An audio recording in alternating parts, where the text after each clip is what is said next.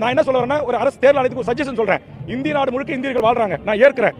அந்தந்த இந்தியர்களுக்கு ஒரு தாயகம் இருக்கும் இல்லையா, அவரவர்களுக்கு ஒரு தாய் நிலம் இருக்கும் இல்லையா, தாய் மாநிலம் இருக்கும் இல்லையா. தேர்தல் காலத்தில் நீங்க தபால் ஓட்டின் ஊடாகவோ அல்லது ஆன்லைன் ஊடாகவோ அந்தந்த மாநிலத்தில் அவருடைய பிறந்து வளர்ந்து வாழ்கின்ற மாநிலத்தில் அங்க இருக்கிற எம்எல்ஏ எம்பி முதலமைச்சரை தேர்ந்தெடுப்பதற்கு அங்க நீங்க அவர்களுக்கு வாக்குரிமை கொடுங்க.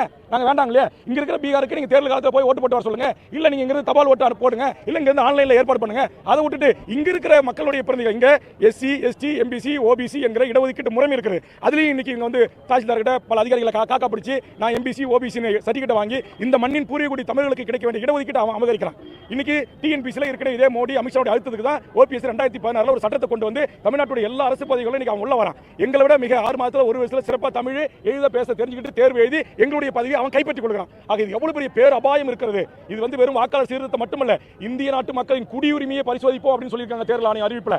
ஆக நாளைக்கு வேல்முருகன் அவங்க ஆய்வுக்கு வரும்போது இங்க இல்ல அப்படின்னு சொன்னா அவங்க கேட்கிற படிவத்தை நான் நிரப்பி தரேன்னா ஒரு மக்களால் தேர்ந்தெடுக்கப்பட்ட சட்டமன்ற உறுப்பினராகிய நானே இந்த நாட்டின் குடியுரிமை அற்றவன் என்று அறிவிக்கக்கூடிய பேர் அபாயம் இருக்கிறது. ஆக இதை உணர்ந்துதான் பழைய தேர்தல் ஆணையம் கொண்டு வந்த நடைமுறையே இருக்கட்டும், இந்த புதிய நடைமுறை வேண்டாம் என்று நாங்கள் கோருகிறோம். இதுல மிகப்பெரிய இனம், மொழி, பண்பாடு, கலை, கலாச்சாரம், நாகரிகம், தொன்மை எல்லாம் சீரழிஞ்சு கொண்டிருக்கு இந்த வடவர்களுடைய திட்டமிட்ட வரவுகளால் எண்ணிக்கையால்.